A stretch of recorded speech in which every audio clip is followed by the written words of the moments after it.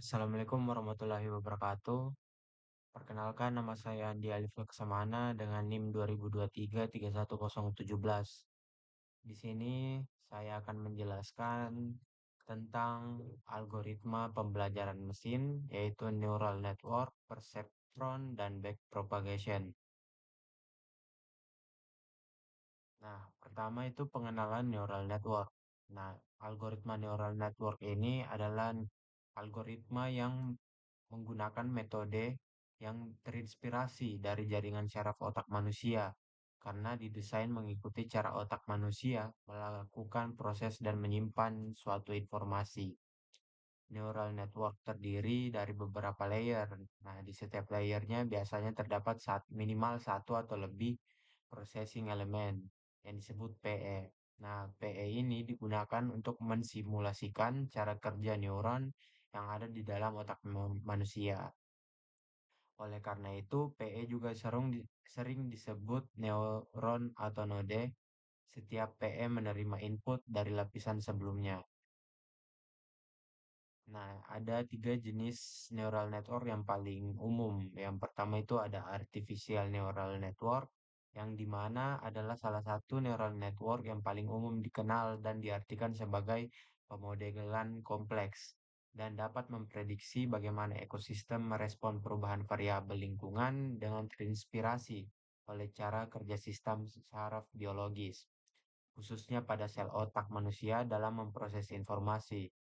Nah, artificial neural network ini memiliki kemampuan yang luar biasa untuk mendapatkan informasi dari data yang rumit atau tidak tepat sehingga permasalahan yang tidak terstruktur dapat dan sulit dapat didefinisikan dan dapat diatasi. Yang kedua itu convolutional neural networks, yaitu adalah salah satu model yang paling populer dalam deep learning. Nah, convolutional network ini atau bisa disebut model CNN digunakan di berbagai aplikasi dan domain, serta sangat lazim digunakan dalam proyek pemrosesan gambar dan video.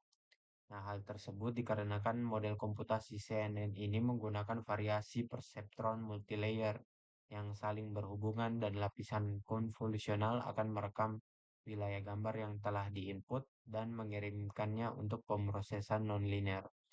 Penggunaan CNN ini memberikan beberapa keuntungan yang dimana diantaranya itu memiliki akurasi yang sangat tinggi dalam masalah pengenalan gambar. Selain itu, CNN juga dapat mempelajari filter secara otomatis tanpa menyebutkan secara eksplisit, di mana filter tersebut dapat membantu mengekstraksi fitur yang tepat dan relevan dari data yang telah diinput.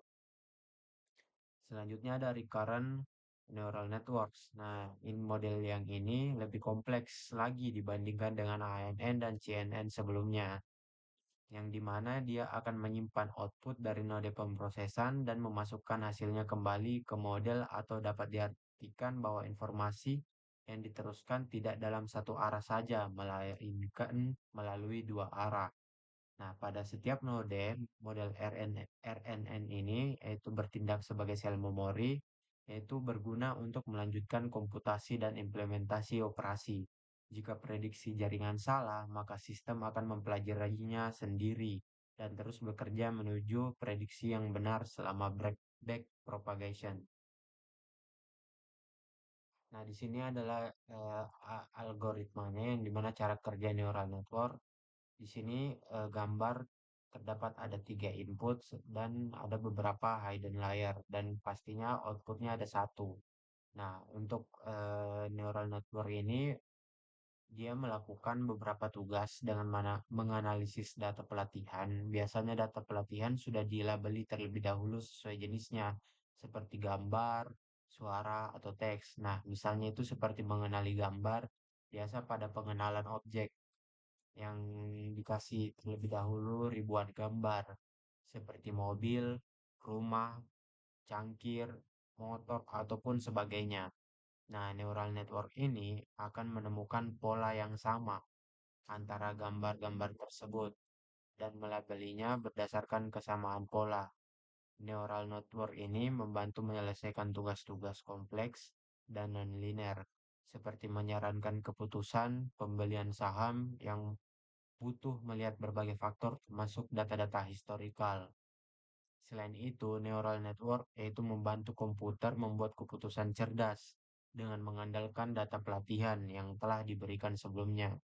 Nah, dengan menggunakan data pelatihan ini, neural network dapat berlatih sendiri untuk meningkatkan akurasi prediksi mereka, karena neural network dapat memproses dan mengolah data dengan seminimal mungkin campur tangan manusia. Nah, pada gambar ini ada seperti halnya ada tiga input yang dimana kayak diberi ribuan foto maupun gambar, teks ataupun suara dan masuk ke dalam hidden layer ini. Di sini terjadi analisis yang dimana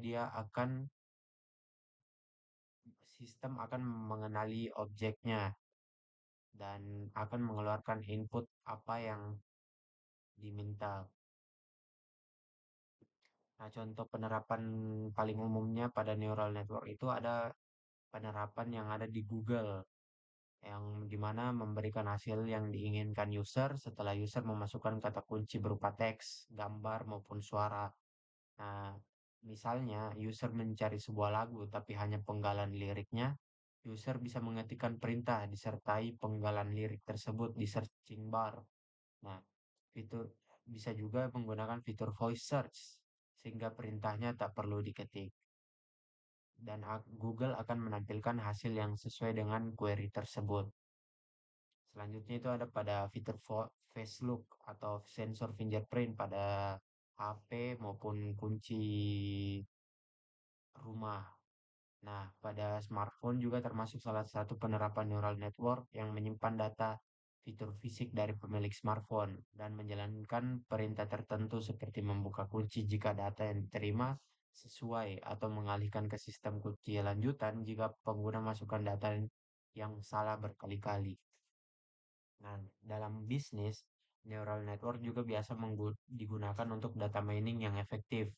Neural network mencari pola dalam database yang memungkinkan pebisnis dapat mempelajari lebih lanjut tentang pelanggan mereka. Nah, menentukan strategi pemasaran dengan biaya yang lebih terjangkau dan meningkatkan penjualan. Selanjutnya itu algoritma perceptron dan backpropagation. Nah, algoritma perception ini adalah algoritma yang biasanya digunakan untuk mengklasifikasikan suatu tipe pola tertentu yang sering dikenal dengan pemisahan secara linear. Algoritma ini digunakan oleh aturan perceptron dan akan mengatur parameter-parameter bebasnya melalui proses pembelajarannya. Fungsi aktivasi dibuat sedemikian rupa sehingga terjadi pembatasan antara daerah positif dan negatif. Nah, pada gambar tersebut ada garis pemisah. Di sini garis pemisah antara daerah positif dan juga daerah negatif yang memiliki pertidaksamaan yaitu W1X1 plus W2X2 tambah B lebih besar dari Q. Nah, sedangkan garis pemisah antara daerah negatif dengan nol yaitu ini memiliki pertidaksamaan seperti pada kalimat ini. W1X1 tambah W2X2 plus B kurang min Q. Nah, misalkan kita gunakan pasangan vektor input S dan vektor output T sebagai pasangan vektor yang akan dilatih, maka algoritmanya adalah, nah, pertama itu inisialisasi semua bobot dan bias. Untuk sederhananya, set semua bobot dan bobot bias sama dengan 0. Set learning rate A sama dengan 1. Nah, selama kondisi berhenti berarti bernilai false. Lakukan langkah-langkah yaitu sebagai berikut. Nah, untuk setiap pasangan pembelajaran S sama sama, sama dengan T, kerjakan set input dengan nilai sama dengan vektor input. Hitung respon untuk unit output, perbaiki bobot dan bias jika terjadi error. Jika Y1T maka W baru dan sama dengan W lama. Dan jika tidak, maka W baru sama dengan W lama, B baru sama dengan B lama. Nah, setelah itu kita tes kondisi berhenti jika tidak terjadi perubahan bobot pada yang pertama, maka kondisi berhenti true. Namun jika masih terjadi perubahan, maka kondisi berhenti itu false. Nah, ini adalah contoh soal perseptron yang dimana misalkan kita ingin membuat jaringan syaraf untuk melakukan pembelajaran terhadap fungsi OR dengan input dan target berikut. Nah, ini adalah gambarnya dan inputnya adalah matriks 4 kali 2 yaitu 1100 1010 dengan target 0111. Nah, setelah itu ini adalah gambar kanvasnya yang itu proses perhitungan bobot pada contoh. Nah, bobot awalnya itu W sama dengan min 0,5 min 1,3 dan bobot biasa awal learning rate-nya 0,8 threshold. Nah, ini adalah vektor yang akan diuji, yaitu inputnya 0,5, 0,1, 0,7, dan seterusnya. Setelah itu hasil proses pembelajarannya, maka data yang telah diinput tadi dan serta targetnya, dan juga bobot input awalnya dan bobot bias awal. Nah, yang epoch ke-1 itu output jaringannya Y1,111111, error adaptasinya min 1,00000, dan bobot input baru, bobot bias baru, sum square error. Nah, yang selanjutnya itu epoch kedua, output jaringannya Y0000, error adaptasi E, bobot input baru, maka dia akan mengulangi sampai epoch keempat. Dan pada akhirnya dia akan menemukan bobot input akhir W min 1,00 dan min 1,00 juga, dan bobot bias akhirnya itu 1,0. Nah, ini adalah hasil uji simulasinya yang dimana tadi pada gambar ini dia akan menarik lurus dari 1,5 ini ke 1,5 berikutnya. Nah, selanjutnya itu algoritma backpropagation. Backpropagation merupakan algoritma pembelajaran yang terawasi dan biasanya digunakan oleh perseptron dengan banyak lapisan untuk mengubah bobot-bobot yang terhubung dengan neuron-neuron yang ada pada lapisan tersembunyinya. Seperti pada gambar yang di awal tadi, yang di neural network itu ada namanya hidden layering. Nah, algoritma backpropagation ini menggunakan error output untuk mengubah nilai bobot-bobotnya dalam mundur atau backward. Nah, untuk mendapatkan error ini, tahap perambatan maju yaitu forward propagation harus dikerjakan terlebih dahulu pada saat peramban maju. Nah, neuron-neuron diaktifkan dengan menggunakan fungsi aktivasi yang dapat didiferensikan seperti sigmoid. Nah, ini arsitektur jaringan backpropagation, ini adalah bentuknya yang dimana seperti tadi pada hidden layering lapisan inputnya ini, dan ini lapisan tersembunyinya, dan ini adalah lapisan outputnya. Selanjutnya itu algoritmanya yang gimana inisialisasi bobot adalah bobot awal dengan nilai random yang cukup kecil dan kerjakan langkah-langkah berikut selama kondisi berhenti bernilai false.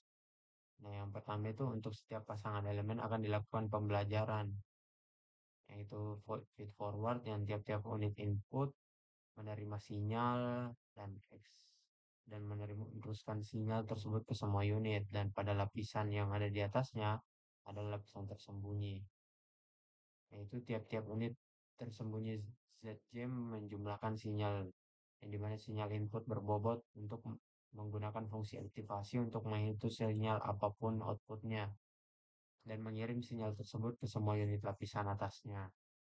Selanjutnya itu tiap-tiap unit diperoleh dengan menjumlahkan sinyal-sinyal input terbobot. Nah, gunakan fungsi aktivasi untuk menghitung sinyal outputnya dan kirimkan sinyal tersebut ke semua unit lapisan atasnya.